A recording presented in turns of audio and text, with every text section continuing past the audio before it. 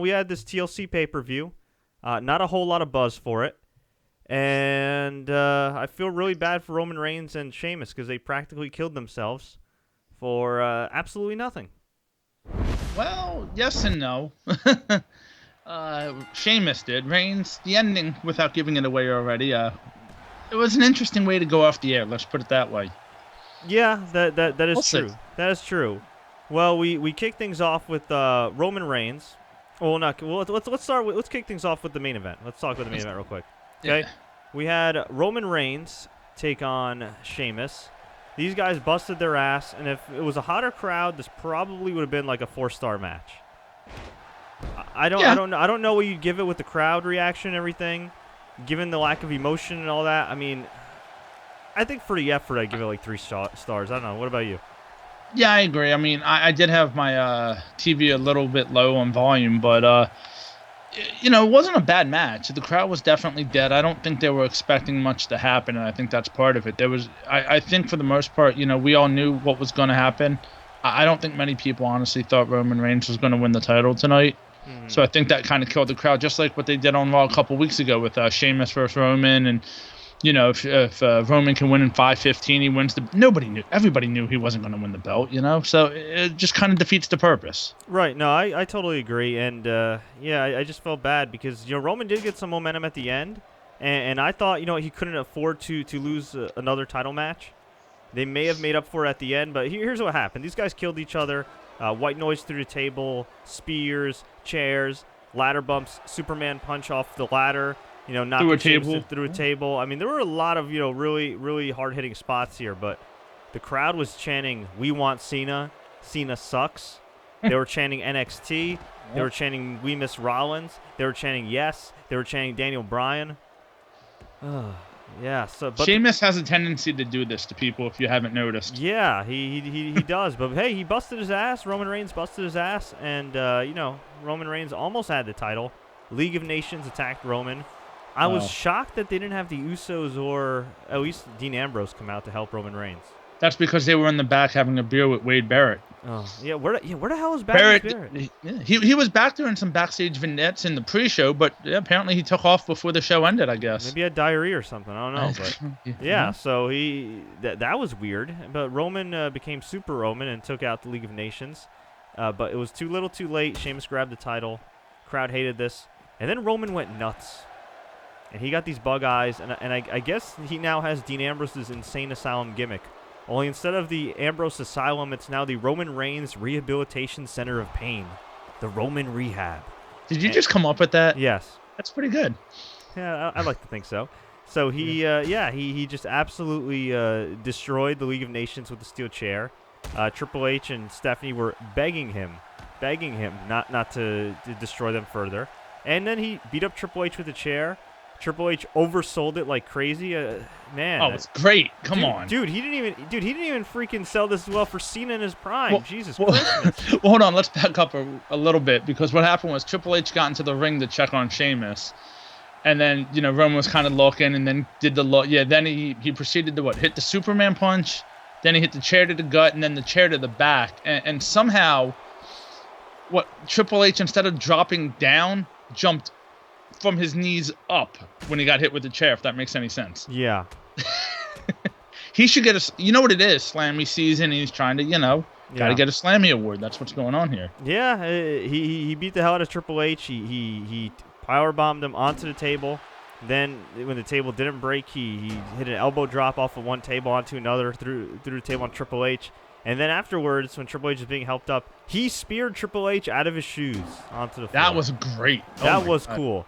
So crowd popped big. Crowd said, "Thank you, Roman." But here's why I'm still worried, and here's why I'm not taking down my tweet that said "R.I.P. Roman Reigns' main event run, May 2014 to December 2015." Although I may do it tomorrow when I wake up. Listen, he lost another title match. They should have been booking him like they did at the end of the match from the very beginning, but they haven't. Okay, so think about this. Roman can't do this on every show. I mean, I guess he could, take out, some geeks like Zack Ryder and, Heath Slater or whatever and put him through a table and whatnot. But I mean, realistically speaking, when it took that much to get a reaction for a guy who's supposedly your next top babyface, for what, the next 2 to 5 years? That's pretty sad, if you ask me. Real quick, a comment. Ross Gibby says, is the Shawn Michaels versus Hulk Hogan SummerSlam 05 level of selling? Yeah, it was pretty close. The chair shots, yeah. When Triple H got hit with the chair and he bounced up and he bounced down and he bounced up and he bounced down, yeah. Again, it was great. It was great at the end. But if he's gonna destroy everybody, why not just win the title? Well, here's my issue. I know he destroyed him in anger, but still, I mean, it's gonna be really, really hard to get excited for Roman Reigns going for the title again. Especially when there's no heels. There's no heels. Well, see, that's the problem. This would have worked if you would have had the League of Nations taking out Roman the next couple of weeks, but Roman's already beaten them twice. He's destroyed him. He beat him by himself. Right, so you can't... Tomorrow night on Raw, which, by the way, Fred, in case you forgot, it's in Philadelphia. Oh, God. Uh-huh. I didn't know that. Oh, yeah. We might have to make a trip. Yeah. You can't really have, Rusev and Sheamus and Barrett take out Roman tomorrow night when he's already taken them out before. It's not going to work. It doesn't work, I'm just saying, if it took that much to get a reaction for Roman Reigns... Well, no, I get what you're saying, but my whole point is, if you're going to have this happen, Triple H could have at least enlisted the Goon Squad to, the Job Squad 2.0, whatever you want to call them, to help, but they can't do that now. I think they're going to do Roman Reigns and Triple H at Mania. What do you think? I hope not. We talked about this. I don't mind them doing it, but the thing is, I just really, at this point, you can't beat Roman in another title match. I don't see it. Unless you avoid putting him in title matches the next 4 months. It's like, but on top of that, like he's probably gonna go in the Royal Rumble. I mean, he just won it, so if he's gonna go in the Royal Rumble and not win it, that's another failure. And the only way he doesn't win it is if Triple H eliminates him somehow. Yeah, but then he's gonna fail again. Then he's gonna fail again. But you can't. At this point, how do you hold that match off for 3 months? You can do it. I mean, Triple H can just be injured in a wheelchair and whatever. I mean, you could do that. That to me isn't that to me is not a big deal. You can definitely hold off that match. The thing is, how do you hold off Roman Reigns not finally winning the title without totally killing him? You could have him win the title at the Rumble and then have him lose it at Fastlane. But what's the point of a 1 month reign? Because what's the point of a 5-minute and 15-second reign? Yeah, that's true. And speaking of that, we were just having Seth Rollins versus Roman Reigns at TLC, and Seth Rollins actually pinned Roman Reigns. Yeah, well, So, hey, they didn't want Rollins, so at least you got Rollins in this recap. But by the way, if you guys are watching live, we'd appreciate it if you'd click the like button. Share this with all your friends. Let's go through the rest of the card, then we'll get to some questions and comments here. Sure. We had the IC title match, Kevin Owens taking on Dean Ambrose. Really good match. Good back and forth action. A lot of nice near falls. I like this match. And Dean Ambrose got the win with a pinning combination. A very slow, what's the word? Developing pinning combination. Yeah, it was a little wacky. What was it? Sunset flip? It was like the pop-up power bomb into a. No, it was a. What was it? Frankensteiner. Okay. Yeah. Yeah. So he got the win. He's the new IC champion. So much for building up Kevin Owens against Brock Lesnar. And but at least you're building up Dean Ambrose. I'm happy. No, I'm happy with that. This is a good way to have Brock Lesnar versus Kevin Owens. But that was just a talk of Owens. There was no truth to that. But now it makes sense because there's no title involved, so you can do the match. Well, yeah, but they're gonna have to put some steam on Mr. Owens first because he's Royal Rumble. He's lost a lot of it. Yeah, you can do it. It's easy. Easy. It's easy. It's easy. If it was easy, they would have kept him undefeated after beating John Cena. It's not that easy. It's just easy. Yeah. Oh, God. Yeah, I don't know, man. Let's see. What else do we have? We had Charlotte. Well, why don't we start with the ladder match? Okay. Oh, sorry. The ladder match was the highlight of the show. There was an awesome spot in that match. That might have been the spot of the year, to be honest. Yeah, ladder match was the highlight. So we'll talk us through that. Well, basically, we had the Lucha Dragons, the Usos, and the New Day, who actually, I think, got booed tonight more than they got cheered, believe it or not. Well, they insulted Boston. Well, yeah, that's not hard to do. Sorry, that's my heel moment.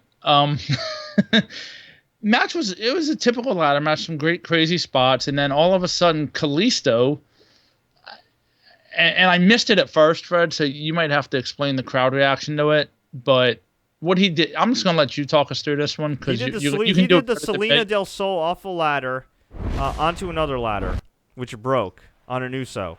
And it was just insane. But the Lucha Dragons, to me, all these guys worked really hard. I mean, every single one of them worked really hard. But, man, the Lucha Dragons busted their asses, took some crazy risks, some kind of stupid risks, honestly. Yeah, there was a senton bomb by Sin Cara onto a ladder, which was underneath one of the New Day members. What else is there? Actually, one of the Usos too splashed the ladder. Yeah, one of the other better spots in the match was when I think it was one of the Usos, or it might have been Kalisto, was going up for the belts, and Xavier Woods on commentary says, "This is no DQ." Grabs the trombone and just throws it at Kalisto on the ladder. Yeah, that was kind of cool. That was kind of funny. Yeah, that's where finish came. He's like, this is no disqualification. Yeah. So he ran in and just threw the trombone. Kofi Kingston attacked him, and then he ran up the ladder, got the win, and New Day rocks. But I do feel bad for the Lucha Dragons. I just thought, man, if they just repackaged these guys a little bit and actually protected them and did a cool personality piece on Sin Cara, and it's tough to do on Sin Cara because it's the fake Sin Cara now. But if they did a personality piece on Kalisto, man, I really feel like they could get these guys over. But they're doing it the really simplistic, stupid way. It's let's give them a couple wins. Let's have them do some stupid chant that nobody likes. Why not come out to some cool... I don't know if they can make a deal with Daddy Yankee or Don Omar, but come out to some cool reggaeton, have some pyro, and just have these guys go out there once a week on Raw. You don't have to put them out there for long, 3 to 5 minutes, just as a showcase, and just do these cool, spectacular moves and get over. And just build them up. Kalisto is so talented. I don't know why these guys aren't used more. This is just what WWE does. They have 2 tag teams. It's the Usos and somebody else. And then the 3rd and 4th tag teams, they have their moment once or twice a year, and that's it. Yeah. Look, it happened with the Primetime Players. It even happened with Los Matadors. It happened. That's the way they do things. Mm-hmm. And now watch, tomorrow night on Raw, the Lucha Dragons will probably lose to... Well, I don't want to say the Ascension, but they'll lose to somebody, and that'll be it. If they're even on Raw, for that matter. Right? Yeah, that's just it's just their MO. It's what they do. Yeah, it's quite unfortunate. Lyric Loves Anime says Kalisto stole the show. Absolutely. Oh yeah. Yeah, okay. He deserves a slammy for oh my god moment. Yes, he does. Yeah. Ross Gibby says Salida del Sol. My bad. That's why I didn't want to say the move. I didn't want to mess it up. Yeah. Hey, I was close enough. I'm close enough. Yeah. Telvin Kipapa says I'm pretty sure Rollins cashing in is gonna win the oh my god slammy. It probably will. Yeah, that makes sense. Yeah. That makes sense. It does. Yeah, let's see. What else we got? They should turn on the yellow lights for Sin Cara like they used to. Rickford, I will vehemently disagree with that. I hated those yellow lights. I remember the funniest time I saw the yellow lights was when Alberto Del Rio was the world champion, and the old Sin Cara was a jobber at that point, and they still had the yellow lights. Yeah. Yeah. But Jeremy Bauer says Kalisto better win a slammy first spot in the ladder match. He better get forget the slammy. He better get a bonus and a push out of that one. Jesus Christmas. Man. Yeah. Oh, man. Well, I don't know who I feel worse for in that, the Uso or Kalisto. Because if you watch that, Kalisto has to do the split through the ladder for the ladder to break as well as Uso. Yeah, that's a groin, and that's just oof. Oh, wow. This is breaking news right here. I don't know if you noticed, WWE hired Mauro Ranallo to announce on SmackDown. That's the rumor, yes. No, that is legit. It's official now. Yeah, it's official. Oh, interesting. Wow. That's a pretty big deal. Okay, yeah. Richard Deitch of SI, broke the news. Did he break the news on Twitter? No, he broke the news on Sports Illustrated. Okay, wow. Good for him. Good for Mauro Ranallo. That's interesting. That's really weird, because Mauro Ranallo is more of like a wrestling fans type of announcer. You know what I mean? He's not really like a guy that WWE would normally look for, but I guess because his star has risen. Calling the Floyd Mayweather fights and everything else, He's now a wrestling announcer again. Well, he was a wrestling announcer already for New Japan Pro Wrestling on their Access TV show. He used to call Stampede Wrestling, and wow, that's a pretty big move. Here's my complaint though about this. Okay, and I don't mind Mauro. I like Mauro and everything, but if you're gonna hire Mauro, who is a guy that kind of caters to the hardcore fans in his commentary, and rightfully so, because he hosts a show that's only watched by hardcore fans. Why not just hire Jim Ross back? It's not an age issue. It's not like Mauro's that much better. No offense to Mauro, it's not like he's that much better looking than Jim Ross. Yeah. Just maybe what they're gonna. Is it possible that? I did read a report that SmackDown wasn't going to change too much as far as what they do on the show, with top talent. Is it possible that maybe they changed this to more of just a pure wrestling type of show? I don't know. Where they do more of a, I don't want to say New Japan style, but, they just do more wrestling based other than, the other avenues that WWE likes to do. Is that possible? If they were willing to do some type of like 1 hour sponsored by NXT type of deal, and then like SmackDown do kind of like when they did like back in the day where they had like the WWE ECW brand and SmackDown Town on the same show, I really wouldn't mind that.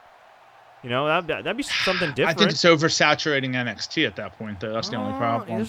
They got 75 guys in that freaking developmental system, dude. And they only use about 15. Exactly. So you might, they got to get experience. If you're going to do that, right? just use them as make that show kind of like the old superstars of wrestling. Just use them as enhanced talent, just to get them on TV at least. Do that if you're going to do. You can have a Baron. Come on, a 2-hour show. You can have a Baron Corbin squash match every week.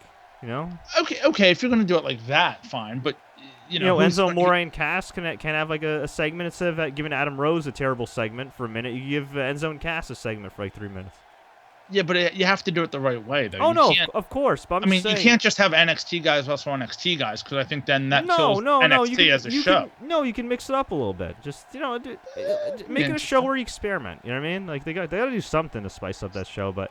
Anyway, a feud that's not spicing things up. Ryback and Rusev, better match than expected, but I just didn't care for it. Same finish as expected. Yeah. Rusev got the win when Lana feigned an injury.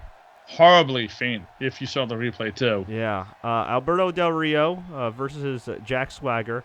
They worked really, really hard. Crowd had a hard time caring, but they did their best. The crowd did buy the Swagger Bomb as a finish at the end, but it was not to be. Much better match than their match at WrestleMania 29. Oh, my God, yeah, much better. And Del Rio ended up getting the win. Double foot stomp on Swagger, who landed on a bunch of tables, or excuse me, chairs. And that was that. And yeah, it was also the Mauro Ranallo report was also confirmed by Kevin Aioli of Yahoo Sports. So, yeah. Oh wow, so it's legit. Hey, that's a big move. I mean, he's not. It's weird. He's hosted a lot of or he's commentated a lot of big fights in the last couple of years, but I still don't think he's got like the name of say like a Jim Ross or a Vince Scully or anything like that. But look, he's 1,000 times better than a majority of the people they got there. So, actually, all the people they got there. Well, the interesting thing is they're using him as a ring announcer. So, again, what do you, how do you? No. He's going to be the voice of SmackDown. Oh, the lead announcer. Yeah. I misread. Oh, that's interesting. Yeah, dude. Yeah. I misread that. My fault. No worries. Yeah, that's really interesting. So. What's interesting just for who's the announcer now? Was it Tom Phillips? See the no. It's Rich Brennan or whatever. Rich Brennan. Yeah. Okay. Yeah, and Byron Booker T and all that. So yeah, exactly. That is interesting. Mm-hmm. Yeah, I mean, maybe they'll do that. Maybe they'll just go to a wrestling style like Ring of Honor type of show. Don't hold your breath. I mean, at this point, what the sad part is? At this point, we all, we might want to see that as fans. It'll happen, and we'll all bitch and complain about it anyway. I don't know. I could see, We'll see what happens. I don't think they'll do a Ring of Honor style show. I mean, honestly, NXT is the closest thing to a Ring of Honor style show. I mean, it's an hour long. It's simple. It's easy to follow, and what it's meant. Not a lot of backstage. Not a lot of this and that. They just get down to business and go from there. Yeah, you'd think so, but well, you would think. Yeah. we had a tables match with the Dudleys, Rhyno, and Tommy Dreamer versus the Wyatt family. I have no idea why they couldn't have brought in like Baron Corbin along with Rhyno for this match, but they wanted the ECW originals, and not much to it. Okay, while it lasted, the Wyatts won 4-1. They destroyed Bubba Ray. And, no. Was it 3-1? Oh no, yeah. 4 I'm sorry, you're right. You had 3 guys remaining. My fault. I didn't mean to. Yeah. Oh yeah. Yeah, because Erick Rowan went out in the first 45 seconds for some odd reason. Yeah, well he sucks, so that's why. I guess. Yeah. Again, put Baron Corbin. Rhyno actually would work better in the Wyatt family than a lot of people. If you look at his. Baron Corbin would have worked better. Baron Corbin would have. Yeah, absolutely. Yeah, so, yeah, Wyatt family finally gets a win on pay-per-view. As a unit, I mean, Bray Wyatt, I think, got a pay-per-view. I think Bray Wyatt beat Roman Reigns a few months back, but nobody remembers that. Well, didn't he win at SummerSlam versus Roman? Did he? No, he lost at SummerSlam. Did he? Yeah. He beat Roman one of the pay-per-views. Okay. Hell in a Cell, maybe? No. He beat him at Battleground. Oh, wow. Well, that's how much we care about this feud. That's how much we remember this feud. It sucked, yeah. So we had Charlotte versus Paige for the Divas title. Charlotte retained when she took off the middle turnbuckle pad, dropped Paige on it, and pinned her. So Charlotte's a heel. Paige is a heel. And I have no idea what the hell is going on here. You're stealing my lines at this point. It's such an odd... And, like, Ric Flair's a heel. Yeah. So, yeah, let's go figure that out. And he's also a creepy old man. I was going to say he's doing the creepy old man things with his right next to his daughter. Yeah. It's very... Well, I don't know. And then they did a backstage thing with Becky Lynch there. And it was just creepy. Yeah, he was pinky swearing his daughter. I was going to say, him and his daughter are BFFs. So, weird, some weird-ass things going on here. All right, well... Let's get to some of the comments here. Any news that we should talk about other than what's going on? I mean, the Mauro Ranallo news, I'd say, is pretty big news. That's big. Well, UFC was awesome. If you missed UFC 194, go out of your way to see it. It was great. And yeah, Conor McGregor is the best pro wrestler in the business today. That's all I gotta say. The way he cuts promos, the way he carries himself. I mean, it is such a storybook. Just such a storybook career, the way it's playing out for him in the UFC right now. It's unbelievable if you really think about it. I mean, you couldn't write this better. The Irish are reigning right now in wrestling and UFC. Here he is, 145-pounder in a division that's never drawn money in the UFC. I mean, Uriah Faber, to be fair to him, worked really hard to make the 145-pound division and the lower weight classes, relevant. Back when he was in WEC back in the day, but. I mean, Conor McGregor has taken it to a different level. Yet, WWE, still at their core, is going to look at size. Is going to look at physique. Is going to look at hair. But not whether a guy can connect with the crowd. Well, I was going to say, let's be honest here. The reason why that division's so good is because he is such a heel. Yeah, I mean, he really is. I mean, that's that's the reason he is. why. But I'm just saying the way he carries himself. I mean, it's just WWE. I feel like is so behind the times. Why? Seriously, why is Sheamus WWE champion? It's not because of just Conor McGregor. I'm sure that was a small part of it.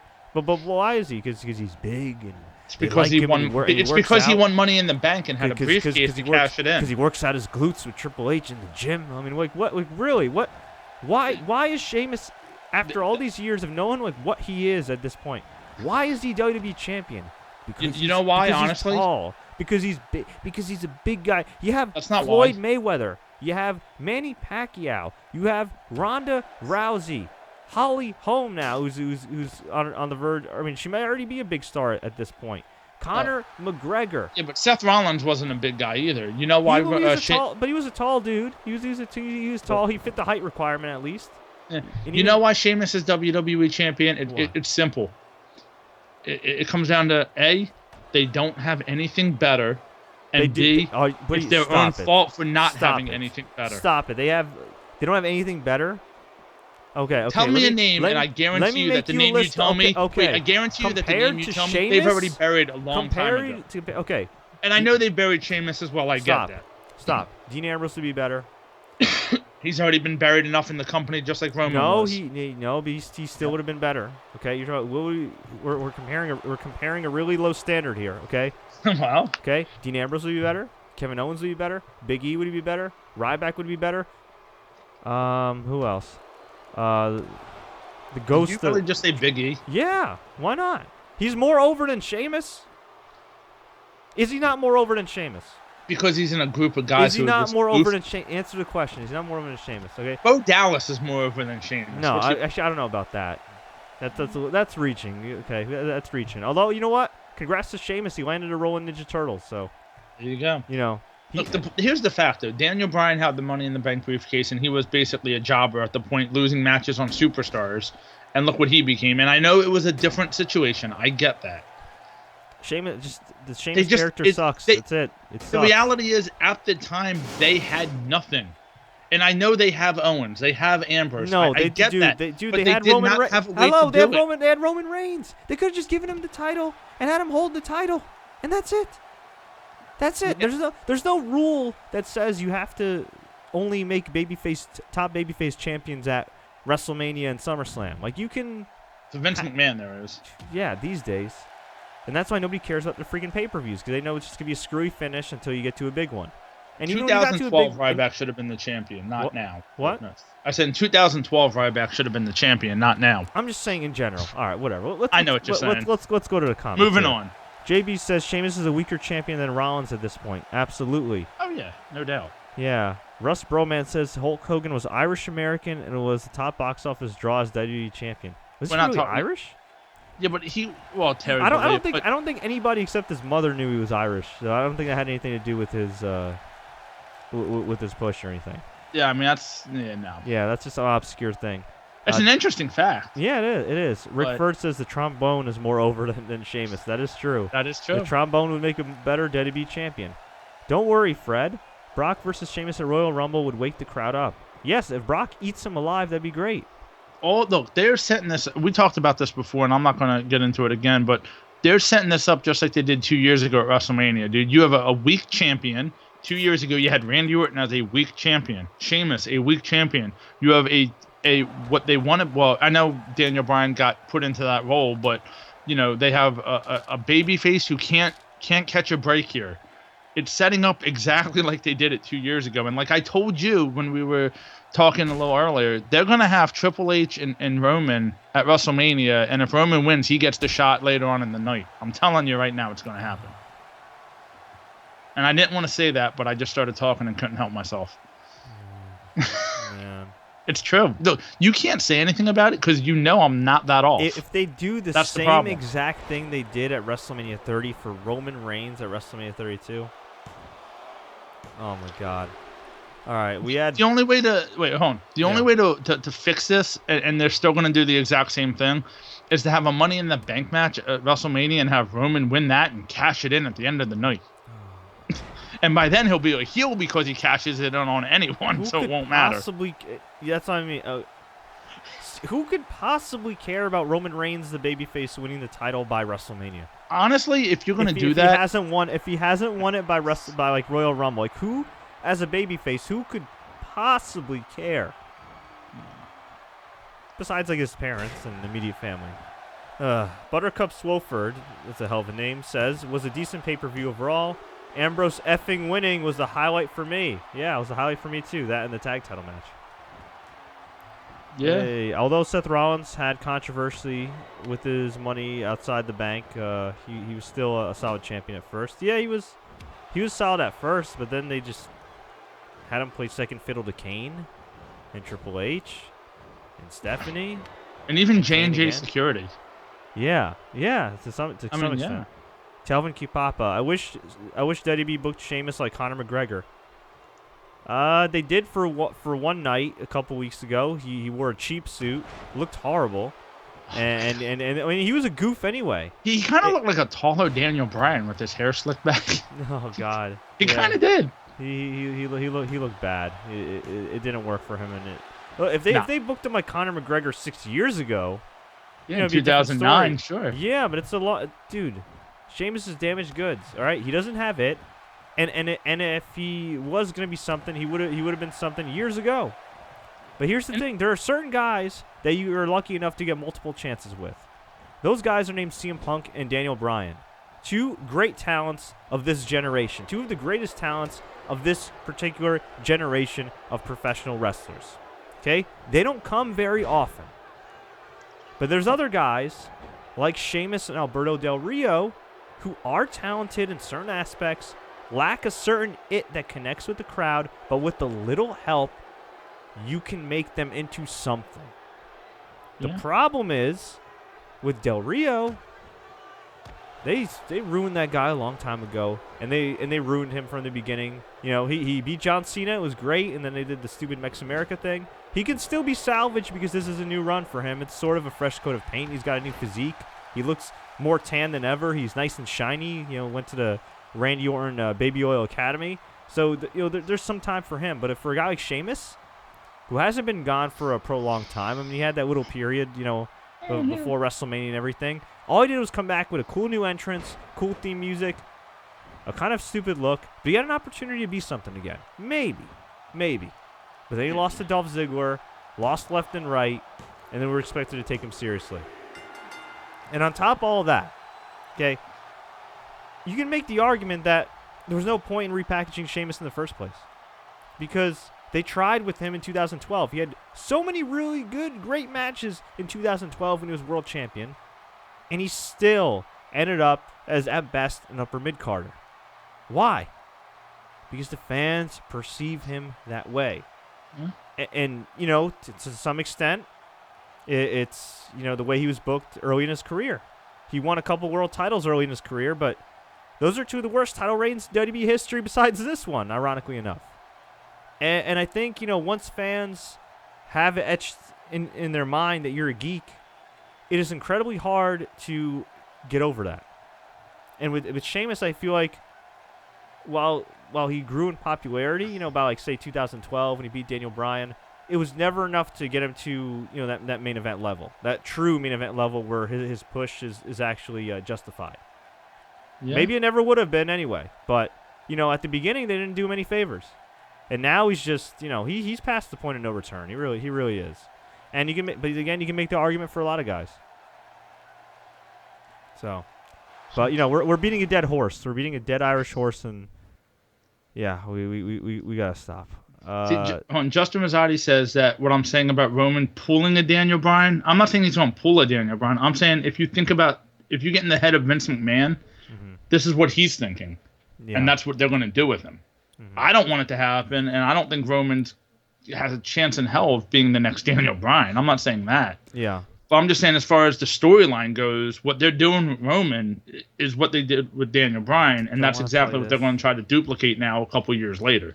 That's all I'm saying. I'm debating whether I should play as Brock Lesnar or not, or if I should just simulate that. I don't know. Yeah, screw it. I'll play. Yeah, we did have a pre-show match, which you know, we didn't mention, but it was Sasha Banks and Becky Lynch.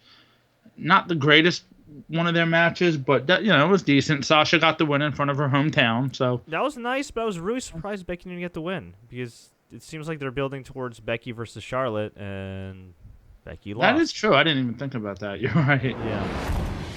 It's WWE way of thinking, you know? Yeah, no, I know. Oh, and I totally missed that clothesline right here. All right, well, I'm getting beat up by Seth Rollins. Let's check another tweet. Terry Allen Jr. says, all right, why does he give me directions here? Terry Allen Jr. says, honestly, Roman should not be the only guy going for the title. Dean, Kevin, or others need to step up. Roman could fail. Well, he's failed already. Yeah, that's their problem. Their problem is with Roman Reigns. He's the only guy they're pushing. It's fine if you want to push Roman Reigns, but you got to push other people. Well, it's like Chris Jericho. I think it was Chris Jericho. Who was it who said about the Divas? You know, you can't bring in 9 of them at once and expect to push them all. Yeah. It doesn't work like that, you know, and that's really the shame of this whole thing. Sorry about that, but yeah, it's a shameless thing, a lobster head, you know. It is. It very much is. Faceman Buddha says Sasha should have came out on her own. Yeah, probably. I'm sure she got a nice pop. I did miss that, but I'm sure she did. Yeah. Rick, for the women's tag division will fix everything. I saw that. He's right. It would. I don't think so. Fix everything? Kidding. Come on. He's kidding, and I hope so. I hope so, Rick. I hope so, man. Yeah, but not a lot to say about this pay-per-view, honestly. WWE booking lately has not been that good. The pay-per-view wasn't bad because it was a lot of gimmick matches, so it was cool to see the chairs, cool to see the tables, cool to see ladders, stuff like that. They were, the talent worked their butts off. I think you got to give them that much, credit. It's just, unfortunately, creative-wise, it's just not working right now. Yeah, no, I know. It's just... And I think it comes down to too much TV. We've seen it all millions of times already, and I think it's just to the point where no matter what you do, it's stale. They brought in Tyler Breeze about a month and a half, 2 months ago now, and even he's just like, the way they've booked him, yeah. My God, talk about beating a dead horse with him and Ziggler. It's horrible, we're 40 minutes into the show and we're already trying to come up with something to say about TLC. Yeah, exactly. And I'm having a tug of war with Seth Rollins with the steel steps, and now I'm just getting beat up. So I'm gonna give up on that one. Telvin says, "Oh God, Cena's winning the Rumble." Here's what I want to see. Can I take that one? Yeah. If I'm doing any type of booking here, I'm having Cena win the belt at Royal Rumble versus Sheamus. I'm having Undertaker actually come out and win the Rumble, and then set up Cena and Taker at WrestleMania for the title. Didn't you tell me off the air? I've told you a lot of different things. You told me off the air you did not want to see that match. Why have you changed your mind? No, I don't change my mind. But if you're gonna do the match, do it for the title at least. Yeah. I don't want to see the match straight up, but if you're gonna do it for the belt. And I want to see Undertaker go over on Cena, because really Cena has no need. Neither, let's be honest, Cena doesn't need the win. And, if you're going to do it for the belt. And if this is Taker's last one, let him just win the belt and be done with it. Okay, it's basically in his hometown. So if Taker wins, who does he drop the title to? I didn't get that far. I just, at that point, it'd be so much easier if they did a Money in the Bank ladder match at WrestleMania. It would be, and we talked about that off air too. It would be. Yeah. But in reality, why not just have Cena and Taker for the belt at Mania? You could have Lesnar, go against Kevin Owens in a match, if they wanted to do that. And it doesn't have to be a main event match, and it could be a great match. You could have Roman Triple H. Why not just do it? Really, It's your two biggest stars. Why not give it for the belt? And it's probably going to be Taker's, I know they said he's in great shape and he, could go a couple and this and that, but just do it. Why not? Yeah. This Rumble, when you look at the talent that could be in it, my God. And just, as a kicker, why not even just have the last two guys in the Rumble be Lesnar and Taker? Oh my God. Dude, that'd be so insane. Why not at this point, right? Yeah. You could do it. And then just, it kind of makes sense in a way if you look at it. Cena, there was talk that he's going to be gone again after the Rumble for a little bit. So, to me, that's the match I would book, Undertaker and Cena for the belt at Mania. And if you want to have Cena win, we talked about off air, Cena goes over, so be it. Why not, Right. What? Seth Rollins just kicked out of my F5? That's not cool. I just beat him up with a bunch of steel steps. It's a video game, Fred. Listen, it's okay. Hey, Xavier Woods gave a nice plug for the video game, too. And Michael Cole's like, it's a video game. And it's a really good video game. I'm just too poor to afford it, so that's why I say it. Oh, come on, dude. We'll start a GoFundMe for Scott, right? We need to start. Look, if everybody put $1 in, dude, that would be awesome. Scott's Hanukkah fund. Come on. Think about his children, Yeah, my daughter likes video games. Think about his daughter and think about all the children he doesn't know about. That's right, yeah. What was the old Triple H thing? I don't have any kids that I know of. Yeah. Back in the original DX there for, Oh, man. All right, we'll take a couple more questions here before we head out. Let's see here. Do you see Bray Wyatt ever winning the world title? I used to get this question all the time, and I thought, yeah, for sure. Nowadays, hell no. I just don't. I think the bloom's off the rose. He's a lot like other guys. He's a glorified mid-carder. He's got more of a following than a lot of mid-carders, for sure, because of the gimmick and how unique it is and everything. And you know what? There still is a lot of potential for him as a babyface if he were to actually, be protected and everything. And if there were actually, heels for him to go up against. But as of right now, no, I really don't. They should turn him face at this point and see what he can do. They should, but there's no heels. Well, there was. It's just a shame that the League of Nations is what they are. Because you saw that all how great that was for that brief moment. I understand that, but well, there's no heels and there's no faces. So what does that mean? Yeah. Yeah, I know. They need to have. See, that's the problem with the Wyatt family. They would be good if there were stables, and there's just no stables. Yeah. So that's the issue they have there. I mean, I guess you could have them come out versus like the New Day, but really, Simeon822 says, "Will WWE do Rollins versus Triple H at SummerSlam 2016? Who the hell knows what the hell they're going to be even doing by 2016? I think that's what they wanted to do at WrestleMania this year. But yeah, I mean, it wouldn't make sense, but who knows? I mean, it's touch and go with Rollins. I wouldn't assume anything. He could come back at SummerSlam, but he could also come back, doing something else. I mean, who knows if he's even going to come back at SummerSlam, right? Well, they said, 6 to 9 months, so yeah. Yeah, but still, I mean, an injury like that, you want to be really careful. Yeah, let's be honest. He's not John Cena when it comes to rehabilitation. I don't think. Most people aren't. That's what I mean. Most people aren't. Do you think Vince won't give Roman the title at Mania?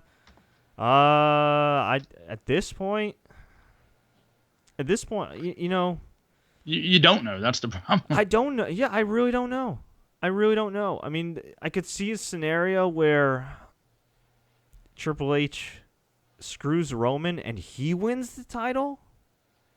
Triple H winning the title, you mean? Yeah, but it's like, I don't know how you would get there. I kind of thought that about the Royal Rumble too, to be perfectly honest with you. Mm-hmm.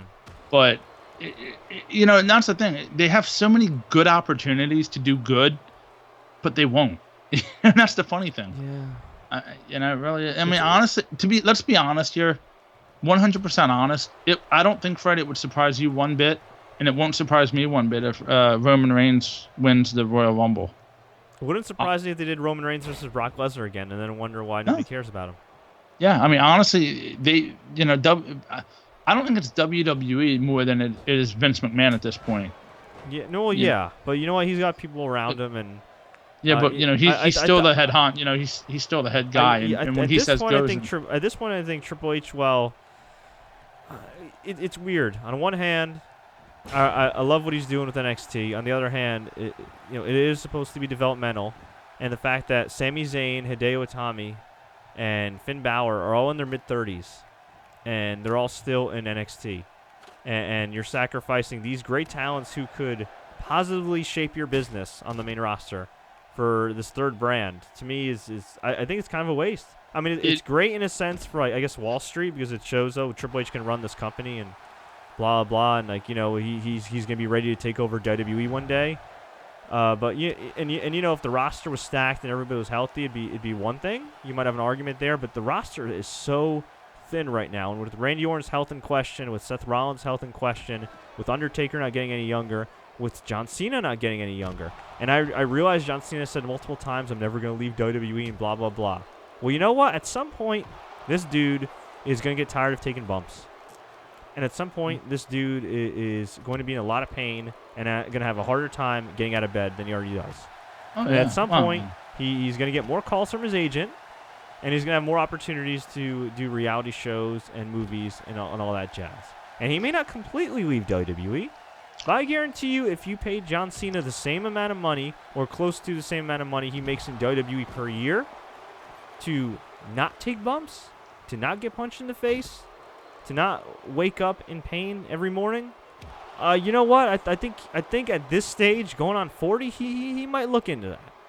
Let's be honest here. If I had to wake up every morning, I'm saying this quietly, and see what he sees, I don't think I'd want to get out of bed either. Well, Nikki Bella. Just saying, Yeah. That is true. That is true. Rick Ford says, I hope Reigns crashes the Authority intro on Raw. I hope there is no intro with the Authority on Raw. It's the same old. Could they make Roman Reigns into the poor man's Dean Ambrose, who was going to be the poor man's Stone Cold? Is that what we're going to see now? Oh God, yeah. I guess, I saw a tweet from the WWE Creative Parody show, account that said, if you didn't like Daniel Bryan-esque Roman Reigns, I hope you like sore loser Roman Reigns. Well, here's my question real quick about the NXT guys, what you said. Is there any chance that Triple H is kind of protecting those guys? Because You look at what happens to NXT guys when they come up to the main roster, and they don't do a whole lot. Yeah, well, you know what? You think he'd protect his NXT guys when they come up to the main roster. Now, look, granted, the guys who have came up to the main roster aren't... And another thing, too, Roman Reigns is a Triple H guy. And Triple H is on board with pushing Roman Reigns over Kevin Owens and Dean Ambrose and all these guys. So he deserves his fair share of blame, too, because on one hand, Roman Reigns, is getting, misutilized for sure. On the other hand, Roman Reigns also lacks a lot of skill compared to Dean Ambrose and Kevin Owens and Daniel Bryan and other guys like that. So, I think, with Triple H, he certainly, I think, is more in tune with what the wrestling fan wants in some ways, at least in NXT. But again, if you're second fiddle to Vince McMahon or third fiddle to Vince McMahon, I know Vince McMahon has the final say, but seriously, to allow Charlotte and Paige to be put in the position they've been in the last month or so with the Reed Flair thing, to not even call Rick, for him to allow Seth Rollins to be booked the way he was, for him to allow Randy Orton to be booked the way he was in 2013, going into 2014 as a ridiculously weak champion, for him to put Dave Bautista, his friend, in that position in 2014, seriously, man, I know a lot of it's Vince. I know it is. But Triple H is a part of this too. And there's a part of me that it worries me. It worries me a bit that he's more open-minded in signing certain guys. I think he could utilize guys better. And look, maybe when he fully takes over, it is going to be a lot better. Maybe it will. Has to be. But these guys are on the main roster. Some of these guys are on the main roster right now. The guys that are already on there need more protection. They need to be utilized better. And a lot of these guys at this point are Triple H guys, or guys that Triple H has signed himself. Mm-hmm. You need to protect these guys. These are your investments. Okay? Because one of these days, Finn Balor's going to break down. Sami Zayn's going to break down. All these guys are going to break down. And by the time you realize, oh, yeah, I should call them up or use them correctly or what have you, it's going to be too late. I mean, there are a lot of good prospects out there. They could always sign some top guys from New Japan or Lucha Underground or whatever. But, the time is now, I think. But you can't be passive at this point. You can't just sit around and say, oh, well, we'll be all right. When Triple H takes over, when I take over, it's going to be great. Who knows what's going to happen? Yeah, they're getting that TV money right now, and they're locked into a contract for another couple of years. But what's going to happen in a couple of years when the ratings are low? What's going to happen with the whole industry in general? What's going to happen if they can't maintain 1 million WWE Network subscribers per quarter? What's going to happen if the interest in wrestling overall as a whole somehow goes down even further than it already has the next 2 years? All of a sudden, they're not going to be as valuable of content to these TV networks. All of a sudden, they're not going to have as much of a personal connection with the audience, including hardcore fans. There's a lot to think about, and to me, it's like, yeah, they're comfortable, they're getting that money, but the ratings are a great indicator for what direction your product's going, and unfortunately, it doesn't seem like they've responded very well. Not going to happen overnight, but, they need to make some effort. So, but... Yeah, but, here's the other issue, though, Fred. You said there's always prospects out there to sign, and while that is true, and yes, money does talk, if you're a prospect and you see what's going on right now, where, hey, I can come to NXT and be great, but the second I get caught up to that main roster, yeah, I'm getting that money, but my career is going to be a joke. Is it worth it, Yeah, I'd say so, because the worst thing in WWE is still better than a lot of days on the indies for most of these guys, unless you're somebody established like the Young Bucks or Chris Hero. Well, that's what I mean. Somebody from Japan, is it worth it? I don't think they have a problem signing guys. I think, you know what it is? It's going to make it harder for them. It's going to make it harder for them to get new guys over, because... there are top prospects out there, and they could eventually maybe sign the Young Bucks and some other guys. But let's just say they sign, I don't know. I'm trying to think of like Will Ospreay from Progress Wrestling or something like that. It's going to be harder and harder to get new guys over if you've trained the crowd to not care about new guys. If you've trained the crowd to say, oh yeah, we called up this Tyler Breeze, he's a high young prospect, and he loses a bunch of times. Oh, we called up this Kalisto fella. Oh, he's going to lose a bunch of times. Oh, we called up Biggie Langston, and he was Intercontinental. Well, now Biggie's gotten back to a certain point, but, Biggie had an opportunity to be way more than he is now. Most of the guys, like, 85% of them have done nothing. Yeah. I mean, at least, what did I call this Bo Dallas guy? Did nothing. Adam Rose did nothing. Neville really who's so hasn't done much. ridiculously talented, doing nothing. So if you're like a fan that doesn't really follow NXT hardcore, you don't follow like the internet hardcore as far as like what's going on with wrestling and whatever, when they call up, say, I don't know, some dude like maybe even Sami Zayn, but Sami Zayn I think has the it factor. I don't know, throw out whatever name you want. Why am I gonna care?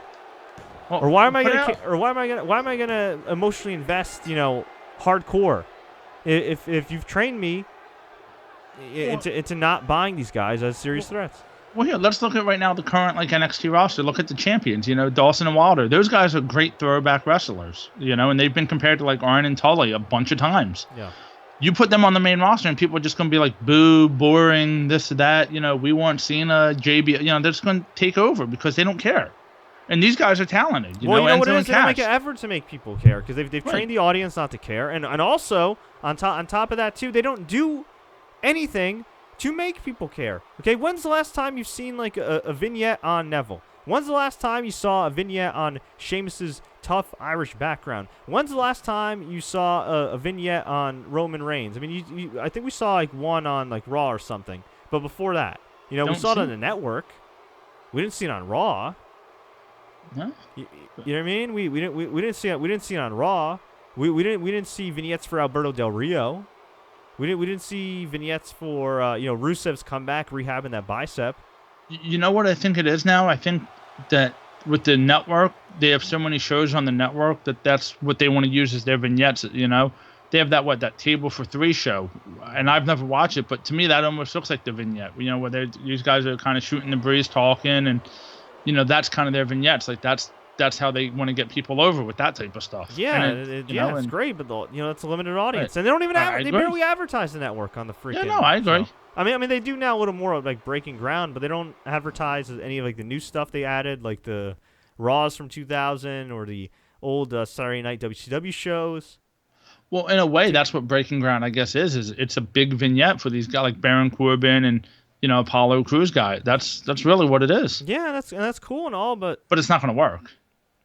It's not going to work because not enough people watch it, and because no, it can work to an extent. But I don't think Baron Corbin's gimmick from NXT could translate to the main roster. A guy that kicks ass and doesn't care? The entrance and all that, I don't see it working, dude. I could see it work. How many guys have they had who kick ass and don't care? It doesn't work. Well, Ryback. It doesn't work. Okay, look where that got him. Well, that's because they beat him at the wrong time. No, but that's listen. A lot of these gimmicks, even the vaudevillains who are kind of one-dimensional in some ways, can work. The thing is, they have to try. Yeah, no, and they have to do vignettes, and they have to make these guys seem like a big deal. You can't just put it out there cold. But see, the problem is not everybody's Paige who's a hot British chick who can win the title her first night in and then get over. But that's also a death nail because where else do you go from there? Exactly, and that's kind of why I feel like Paige is kind of peaked already, and she's so young in her career. I mean, she's turned babyface heel 1,000 times already, and yeah, she won the Divas title twice in her career. Why else should we care? Besides the fact she's a hot British chick. Yeah. Well, all right, this is becoming a bitch fest, so I think we should wrap this up. But folks, we didn't mean for that to happen. We didn't mean for that to happen, but this product sucks right now. So I want to hear from you. What did you think about WWE TLC? What do you think about WWE 2K16, which we've been playing in the background all throughout this recap? What do you think about where professional wrestling as a whole is going? I mean, look, oh yeah, real quick, Lucha Underground signed Rey Mysterio, so he is confirmed for season 2 of Lucha Underground. Should be very interesting. But I read a spoiler. It looks interesting. He's going to be one of their top guys. For sure. Yeah, what a novel concept. Rey Mysterio is a top guy. Seriously, he and Daniel Bryan are the most disrespected top guys in the history of professional wrestling. Rey Mysterio more because Rey Mysterio moves so many numbers, and was still utilized so badly last. How cool would it be if Daniel Bryan ended up in Lucha Underground somehow? I know it's not his style, if but there's how a cool would Lucha that be? Underground in 2 years when Daniel Bryan's contract expires, if WWE chooses not to let him wrestle, which is, right now his status is currently up in the air. Yeah. Now, yeah, we'll see. We'll see. I'd love to see him back. If doctors cleared him, why isn't he back? How is Tommy Dreamer? I get it, one blow to the head and that could be it. And you want to look out for the guy, but they don't want to use the guy either. That's the issue. How are 50-year-old men still wrestling in WWE like Tommy Dreamer, but not Daniel Bryan? It's because Tommy Dreamer's not going to be a main eventer, and WWE knows Daniel Bryan's, the crowd is behind the guy, and they don't want to push him. Pretty simple. This is their way of keeping him off. I don't think it's that. I think they're more worried about the concussion lawsuits. But to me, it's like if doctors clear him, if non-WWE doctors clear him, let's clarify this. Yeah, the WWE doctor didn't clear him yet. But you know what? The WWE doctor is the same doctor that used to be the Pittsburgh Steelers doctor. The same one that sent the same bum that sent Ben Roethlisberger in the freaking game when he had a concussion. The same guy that's going to be apparently featured in the movie Concussion.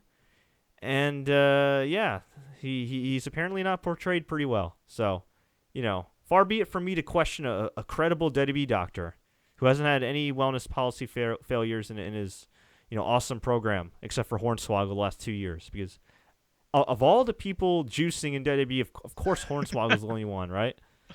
Oh, God. Well, folks, I'm going to get out of here. I hope you enjoyed this recap. Again, we're sorry it turned into a bit of a bitching fest, but there's a lot to not like right now. Although there is a lot to like about professional wrestling because Ground is coming back for season 2, and if you have El Rey, that's going to be awesome. There's also New Japan Pro Wrestling coming up with their Tokyo Dome show. Ring of Honor has their upcoming pay-per-view Final Battle, although AJ Styles has, I believe, a herniated disc in his back, which is not good. And I guess he's working against Jay Lethal, but it's going to be very tough for him. So, but look, other promotions are doing a good job. The problem is when you're the WWE, when you're the standard bearer, no matter what, the standard bearer is, it's like with any industry, right? Whether it's like Best Buy and retail or, Amazon and online retail or whatever.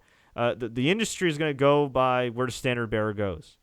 And right now, WWE, they're making money for themselves. Like I said, they got the TV contracts and everything, but wrestling is just not hot right now. UFC, on the other hand, they're riding that Conor McGregor wave, and whew, are they lucky? Because without him, I'm not saying they'd be screwed, but they wouldn't be doing that great. Folks, I want to hear from you. Let me know. Leave a comment below. Tweet us. Facebook us. Do what you got to do. If you enjoyed this post, please like. Please share. Take care. And don't forget to subscribe. YouTube, iTunes, SoundCloud. You name it. We got it. Please check out my retro TLC reviews. Check out my WWE 2K simulations. Check out whatever you want. We got everything here. In-depth interviews. You name it. We got it. Until next time, everybody. Woo! Happy holidays as always. Enjoy the matches.